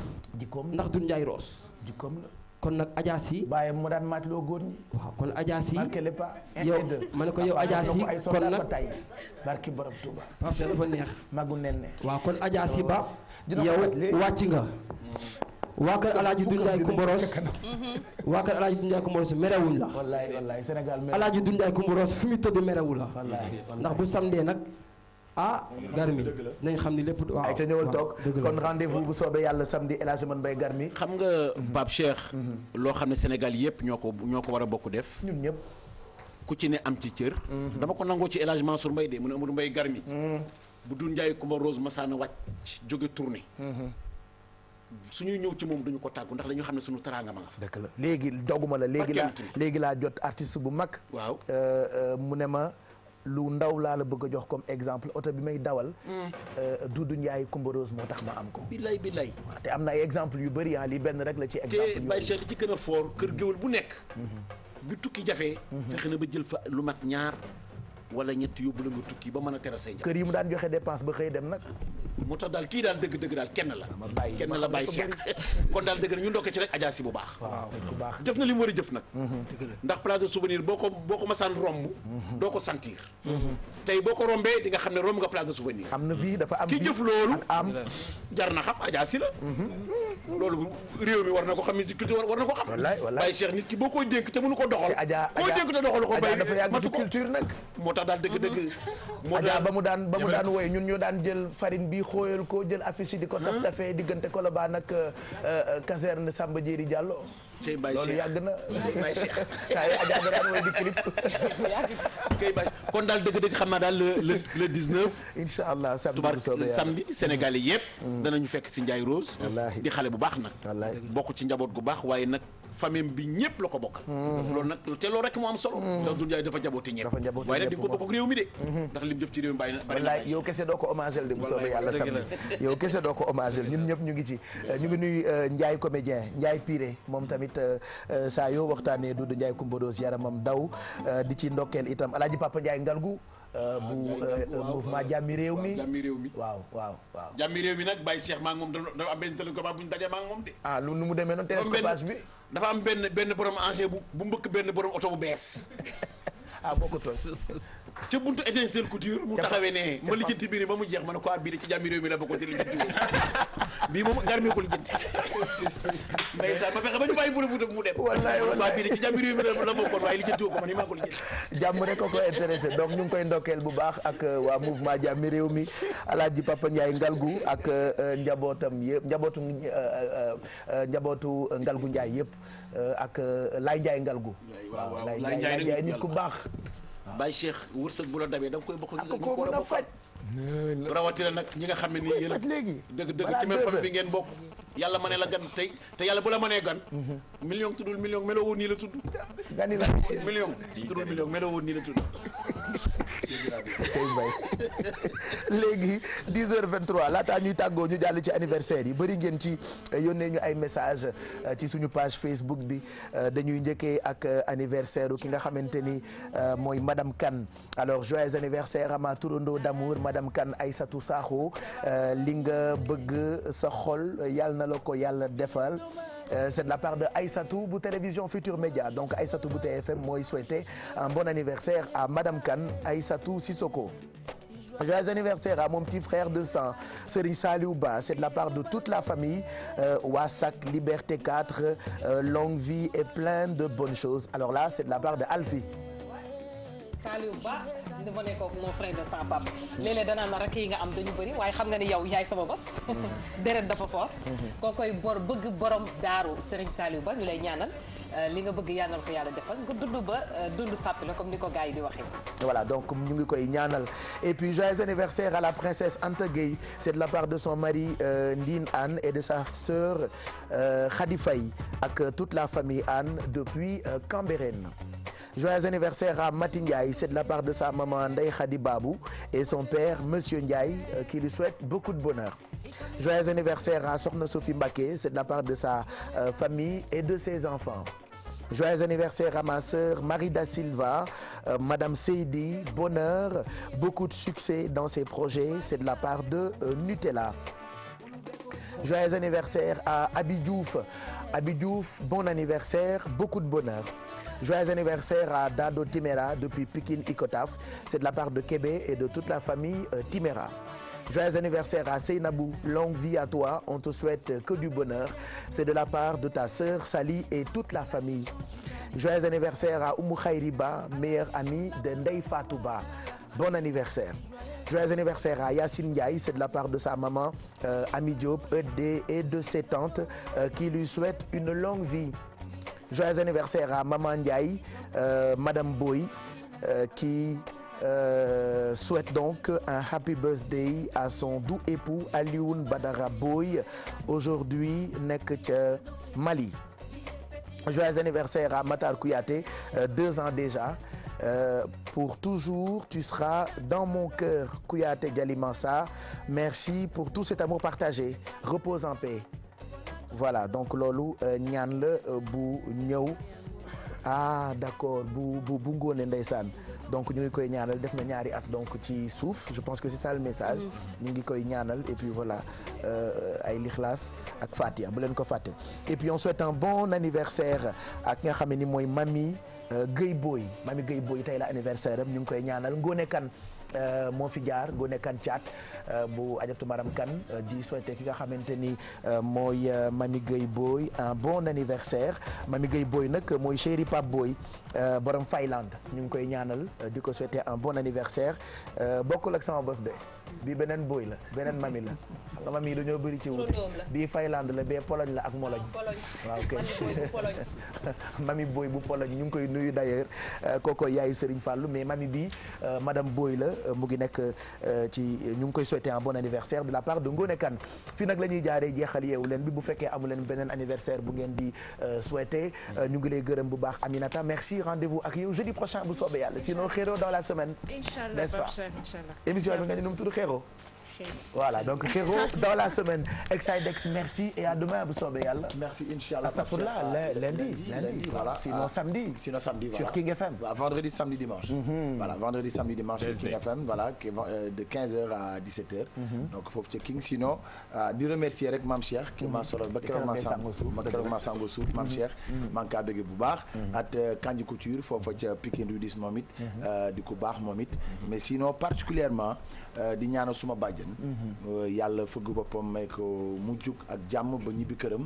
di sama bàjjen Fambaye Seck ñu fa feebar waaye ñu ñaan Sénégal yëpp aussi ñu ñaanal ko. ak waa Tivaouane yëpp. yàlla wéral ko daal ba mu ñibbi ba njabootam aussi dellu ci réew yi ñu jugee. actuellement ndax ñu ngi fi ñu ngi koy ñaanal daal di ñaan aussi di sàkku ci yéen ñaan. amiin jërëjëf Exidex Wadane ñu ngi lay gërëm bu baax donc rendez-vous samedi incha allah ca place du souvenir ci hommage bi nga xam ne ni dañu koy rendre Alaaji Doudou Ndiaye Coumba Rose sa baay ba. dëgg la Pape Cheikh waaye ñu jox ñëpp rendez-vous di woo Sénégal gépp parce que tamit konke moom mosul tan xamlu bu yëgee bu yëgul day ñëw kon nag Sénégal ñoo xewle ñu ngi jox ñëpp rendez-vous samedi le 19 août à la place du souvenir à partir de 18h. waaye nag Pape Cheikh balaa may tëj il faut mu nuyu sama yaay Adja Kiné Lam waral na lii tamit Adja Kiné Lam moo ma jur ak Doudou Ndiaye Rose waa di ko ñaanal wér gu yaram ak gudd fan ndax tamit liggéey na lii tamit waaw trop di remercier ñëpp di nuyu vraiment sama yaay mère Thérèse mi nga xam ni mooy borom Maris mère Thérèse nee na ma nuyul la ko mère Thérèse Maris waaw mi ngi lay nuyu waaw vraiment di nuyu tamit sama papa Jean Mendy waaw Jean Mendy mooy borom këru mère Thérèse Maris waaw ayo tam xaw a géwél li ba ñu leen itam waaw c'est non waaye non waaw mani Pape Sa Diallo waaye xam nga ne il faut ñu nuyu mère Thérèse di nuyu Aji Koura mooy sama turó mu ngi lay laajte toujours mu ngi lay laajte Aji Koura waaw dëgg la di nuyu Nongolam mu Sonatel waaw dëgg la di jox daje ñëpp samedi bu sooba yàlla waaw di wax ni Nogoy tamit nam na la trop yaayu Aji Koura waaw Nogoy Ndiaye Rose kontaan na trop di woo ñëpp ñu tase foofu incha allah samedi bu soobee yàlla. jeex na jërëjëf Wadane Ndiaye Rose kon rendez-vous incha allah ci hommage bi samedi ca place du souvenir El Hadj Man Mbaye Garmi yow itam ñu ngi lay gërëm bu baax rendez-vous ak yow tey ci guddi pas tëddi leen waaye na biir waaw. tey Mbaye xam nga Baye Cheikh moo tax nan ko wàcce nag nan wàcce heure bi. dëgg la Mbaye. Baye Cheikh heure bi guddi na lool Mbaye. lool nan ko wàcce booba wàcceel heure bi. il faut descendre à l'heure. waaw wàcce ko Mbaye. nan ko wax nag. wax dëgg yàlla dëgg incha allah kon ma jox leen rek dox daje incha allah ci na biir ak sama soppe yëpp Amadou Mbaye Garmi daal foofu daal la leen jox rendez-vous di ñaanal nag réew mi yëpp jàmm réew mi daal yàlla fi yàlla def jàmm amiin ndax am na jàmm ba pare Mbaye yàlla ko yàlla dolli merci Mamadou Ndiaye Papa Ndiaye Bale ñu ngi lay gërëm bu baax yow tamit merci beaucoup Pape Cheikh di la gërëm lundi bu soobee yàlla waaw incha allah merci beaucoup di la gërëm di gërëm téléspectateurs yi di souhaiter joyeux anniversaire par anticipation à Chifo mooy ki ñu doon defaral may waaye di ko souhaiter joyeux anniversaire beaucoup de bonheur moom borom baax la en tout cas mooy mi ngi defar affaire yu am solo yoo xamante ni amal na solo ñu bari Chifo ñëpp waa groupe yeewu leen ñu ngi lay souhaiter joyeux anniversaire beaucoup de bonheur voilà merci beaucoup Pape Cheikh donc ñu ngi koy souhaiter joyeux anniversaire par anticipation Chifo Bijou si merci à toi et puis merci à Tata Assi ak tonton Pam Ndiaye pour yére bu ñu ma defaral tey ñoom ñi ngi nekk marché HLM mercerie Serigne Fallou seen téléphone c'est le 76 487 31 78 et puis à samedi ci backstage. Inch'Allah samedi après-midi et puis ñu ngi gërëm tamit waa Princesse Sophie boutique la bu nekk Yoff je parlerai de peut-être suba wala lundi di nuyu suñu